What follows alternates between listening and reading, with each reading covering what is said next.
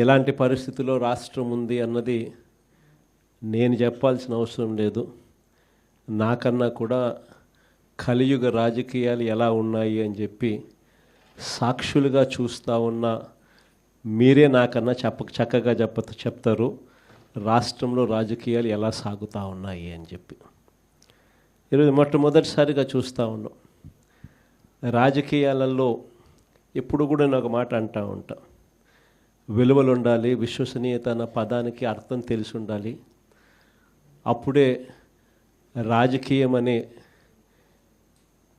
ఈ వ్యవస్థలో ఒక తులసి ముక్కలా మనం నిలబడతాము అని చెప్పి మొట్టమొదటిసారిగా ఈరోజు చూస్తూ ఉన్నాం.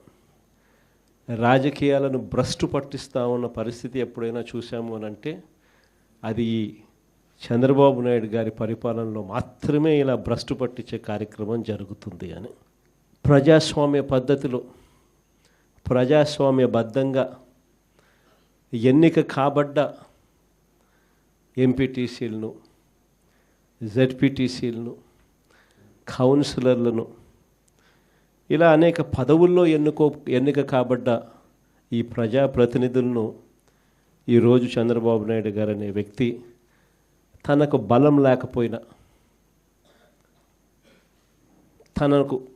తన పార్టీ గుర్తు మీద తాను గెలిపించుకునే పరిస్థితి తనకు లేకపోయినా,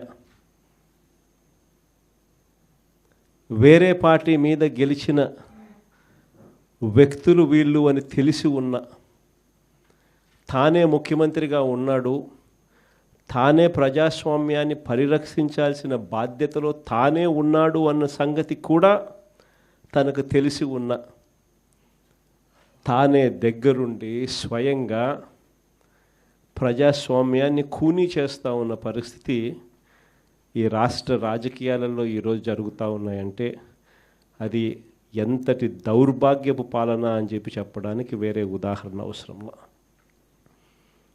నాకు బాగా గుర్తుంది, అప్పట్లో ఎన్నికలు జరిగినప్పుడు మన గవర్నమెంట్ వచ్చిన తర్వాత 2 సంవత్సరాల తర్వాత ఎన్నికలు జరిగాయి. ఆ రోజు ఎన్నికలు జరిగినప్పుడు కూడా కోవిడ్ లాంటి మహమ్మారిని ఎప్పుడు మనం చూడాల. మనం ప్రమాణ స్వీకారం చేసింది జూన్లో ప్రమాణ స్వీకారం చేసాం. ప్రమాణ స్వీకారం చేసిన కొద్ది నెలలకే మార్చి కల్లా కోవిడ్ లాంటి మహమ్మారిని చూసాం. రాష్ట్ర చరిత్రలో ఇలాంటి ఘటన జరుగుతుంది, ఇలా కోవిడ్ లాంటి మహమ్మారి ఇలా ఉంటుంది, ఇలా వస్తే కోవిడ్ లాంటి మహమ్మారి వస్తే రాష్ట్రం పరిస్థితి ఎలా ఉంటుంది అన్నది కూడా ఎవరూ బహుశా ఊహకు కూడా అందలేదు. రాష్ట్ర ఆదాయాలు తగ్గాయి, రాష్ట్రం అనుకోని ఖర్చులు పెరిగాయి. ఏ రోజు కూడా ప్రభుత్వానికున్న ఇబ్బందులు చూపించి, సాకులుగా చూపించి ప్రజలకు చేయాల్సిన మేలు జరగకుండా పక్కన పెట్టిన పరిస్థితులు ఏ రోజు వైఎస్ఆర్సీపీ ప్రభుత్వంలో ఎప్పుడు జరగల.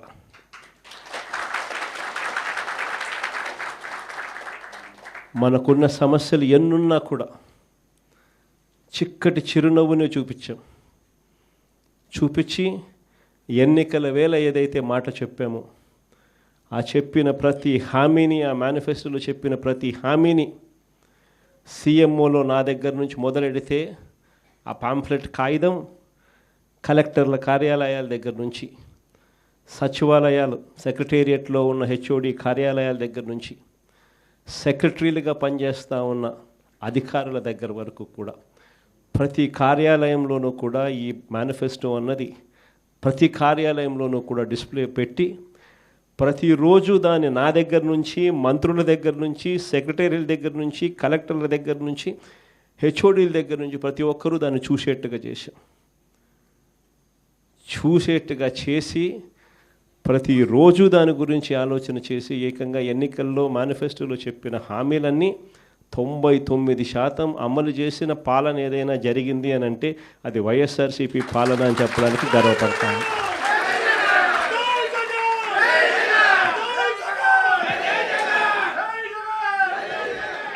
అంత గొప్పగా ప్రజలకు మంచి చేయగలిగాం కాబట్టి 2 ఏళ్ల తర్వాత ఎంపీటీసీలు, జెడ్పీటీసీలు, సర్పంచులు, కౌన్సిలర్లు ఈ ఎన్నికలు జరిగినా కూడా మొత్తం అన్నింటినీ స్వీప్ చేసాం. దాదాపుగా 86%, 88% స్థానాలు ప్రతి చోట కూడా మనమే గెలవగలిగాం. ఆ రోజుల్లో నాకు బాగా గుర్తుంది, మున్సిపాలిటీలు జరిగి రాష్ట్ర వ్యాప్తంగా క్లీన్ స్వీప్ చేసినాం. దాదాపుగా 120 చిల్లర ఎలక్షన్స్ క్లీన్ స్వీప్ అయిపోయిన తర్వాత కూడా కేవలం 2 చోట్ల మాత్రం, తాడిపత్రిలో అయితే నాకు బాగా నెంబర్లు కూడా గుర్తున్నాయి. వాళ్ళకు 18, మనకు 16. కేవలం మనకు వాళ్ళకు తేడా 2. మన ఎమ్మెల్యే అన్నాడు లాగేద్దాం సార్ అన్నాడు. నా దగ్గరికి వచ్చి లాగేద్దాం అన్నాడు. ఎమ్మెల్యేని హౌస్ అరెస్ట్ చేయించిన నేనే స్వయంగా మన ఎమ్మెల్యేని హౌస్ అరెస్ట్ చేశాడు. ఎన్నిక సవ్యంగా జరిగించిన.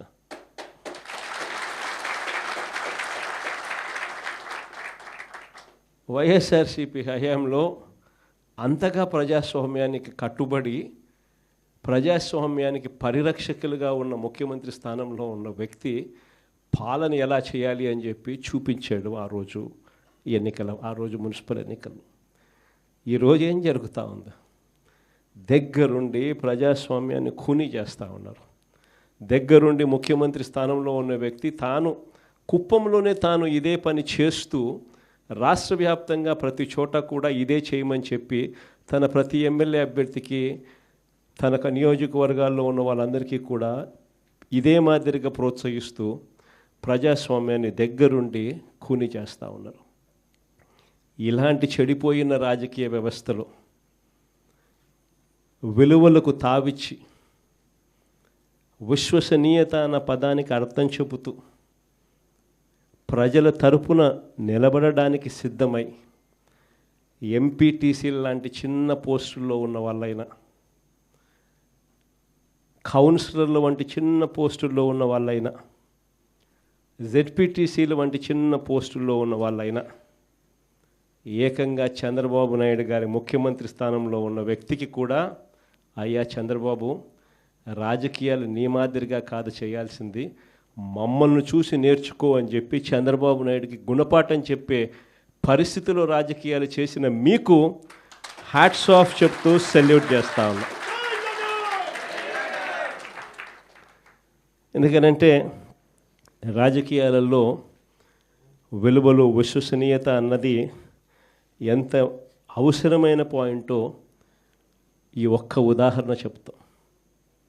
ఈరోజు నేను ఒకటే చెప్తా ఉన్నా, కళ్ళు మూసుకొని కళ్ళు తెరిచేసరికి సంవత్సరం అయిపోయింది. మరో 3 సంవత్సరాలు కూడా కళ్ళు మూసుకొని కళ్ళు తెరిచేసరికి మరో 3 సంవత్సరాలు కూడా అయిపోతుంది. కానీ ఒకటే చెప్తా ఉన్నా, ఈరోజు కూడా గర్వంగా కూడా చెప్తా, ఈరోజు కూడా వైఎస్ఆర్సీపీకి సంబంధించిన ఏ కార్యకర్త అయినా కూడా, ఎంపీటీసీ కావచ్చు, వార్డు మెంబర్ కావచ్చు, సర్పంచ్ కావచ్చు, కౌన్సిలర్ కావచ్చు, జెడ్పీటీసీలు కావచ్చు, ఎవరైనా కూడా వైఎస్ఆర్సీపీకి చెందిన ఏ కార్యకర్త అయినా రాష్ట్రంలో ఏ ఇంటికైనా కూడా వెళ్ళి గర్వంగా తలెత్తుకొని చిక్కటి చిరునవ్వుల మధ్య గర్వంగా వైఎస్ఆర్సీపీ కార్యకర్తలు మేము అని చెప్పుకునే పరిస్థితి ఈరోజు వైఎస్ఆర్సీపీ కార్యకర్తలకు మాత్రమే ఉంది. నేను అడుగుతా ఉన్నా ఈరోజు చంద్రబాబు నాయుడును, మహానాడు అని చెప్పి పెద్ద పెద్ద డ్రామాలు చేస్తూ ఈరోజు ఏదో పెద్ద ప్రోగ్రాములు పెడతారు. నేను అడుగుతా ఉన్నా, మీ వేదికపై నుంచి నీకు చెప్పే ధైర్యం ఉందా? మీ కార్యకర్తలను గడప గడప తిప్పే ధైర్యం మీకు ఉందా అని అడుగుతా ఉన్నా. ఇదే చంద్రబాబు నాయుడు. కారణం, తెలుగుదేశం పార్టీకి సంబంధించిన ఏ కార్యకర్త అయినా కూడా గడప గడప ప్రోగ్రాం చేస్తూ ఏ ఇంటికి వాళ్ళు వెళ్ళినా కూడా ఆ ప్రతి ఇంట్లోనూ కూడా చంద్రబాబు నాయుడు గారు ఎన్నికలప్పుడు ఇచ్చిన మేనిఫెస్టో ఆ ప్రతి ఇంట్లో వాళ్ళ దగ్గర కాపీ ఉంది. ఆ ఎన్నికల మేనిఫెస్టో వాళ్ళ ఇంట్లో కాపీ ఉంది. ఎన్నికలప్పుడు వీళ్ళు పబ్లిసిటీ ఇస్తూ వీళ్ళు మర్చిపోతారేమో అని చెప్పి 1, 2 సార్లు, 3 సార్లు, 4 సార్లు కార్యకర్తలందరినీ కూడా తిప్పుతూ ప్రతి ఇంటికి వెళ్ళి వీళ్ళు చెప్పిన మాటలు ప్రతి ఇంట్లోనూ కూడా ప్రజలకు గుర్తుంది. వీళ్ళు ఇచ్చిన బాండ్లు ప్రతి ఇంట్లో కూడా ఈ రోజుకి ఉన్నాయి. ఒకవైపున చంద్రబాబు ప్రభుత్వం ఇచ్చిన ఏ హామీని నెరవేర్చకుండా సూపర్ 6లు, సూపర్ 7లు గాలి కొదిలేసి 143 హామీలను పూర్తిగా పక్కకు వదిలేసి ఇంతకుముందు చెప్పినట్టుగా చిన్న చిన్న హామీలు, ఏది బస్సు, ఇది పెద్ద హామీ కూడా కాదు, చిన్న చిన్న హామీలు.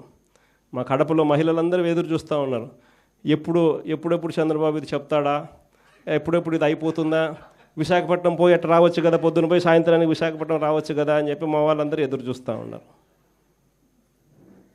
ఇటువంటి చిన్న హామీలు కూడా పట్టించుకునే పరిస్థితులు. గ్యాసు, అది ఇంకొక చిన్న హామీ. ఆ గ్యాస్ కూడా కనీసం ఆ సిలిండర్లన్నీ కరెక్ట్గా ఇచ్చినారంటే అది మోసమే. ఇటువంటి చిన్న చిన్న హామీల దగ్గర నుంచి మొదలు పెడితే 143 హామీలకు గతి లేదు, సూపర్ 6కు గతి లేదు, సూపర్ 7కు గతి లేదు. మరోవైపున చూస్తే రాష్ట్రంలో పరిస్థితి ఎలా ఉంది? మరోవైపున వ్యవస్థలన్నీ పూర్తిగా నిర్వీర్యమైపోయిన పరిస్థితి. చదువులు పూర్తిగా పడకెక్కే, గోరుముద్ద స్కూళ్ళల్లో నాసిరకం ఫుడ్తో తినలేని పరిస్థితిలో ఈరోజు స్కూళ్ళు ఉన్నాయి. స్కూళ్ళల్లో ఇంగ్లీష్ మీడియం పడకేసింది. 3వ తరగతి నుంచి పిల్లలకు టోఫుల్ చెప్పిస్తూ, టోఫుల్ను ఒక పీరియడ్గా ఇంట్రడ్యూస్ చేస్తూ మన పిల్లలు గొప్పగా ఇంగ్లీష్ నేర్చుకోవాలని ఆరాటపడిన మన పాలనతో చూస్తే వీళ్ళు వస్తూనే టోఫుల్ పీరియడ్ని ఎత్తేసినారు. నాడు నేడు పనులు ఆగిపోయాయి. 8వ తరగతి పిల్లల చేతుల్లో ట్యాబులు కనిపించాల్సింది ట్యాబులను కూడా దూరం చేసినారు ఈ పెద్ద మనిషి చంద్రబాబు నాయుడు పాలనలో. అమ్మ ఒడి ఇస్తూ తల్లులను ప్రోత్సహించాల్సింది పోయి అమ్మ ఒడికి పంగనామాలు పెట్టినాడు ఈ పెద్ద మనిషి చంద్రబాబు నాయుడు. మరోవైపు చూస్తే ఫీజు రీయింబర్స్మెంట్ లేదు, మరోవైపు చూస్తే వసతి దీవెన లేదు. సంవత్సరం అయిపోయింది, ఇంతవరకు పిల్లలకు కట్టాల్సిన ఫీజులు 0. ప్రతి 3 నెలలకు ఒకసారి, 3 నెలలు అయిపోయిన వెంటనే మన ప్రభుత్వంలో క్వార్టర్ అయిపోయిన వెంటనే మనం ఫీజులు ఇచ్చేవాళ్ళం.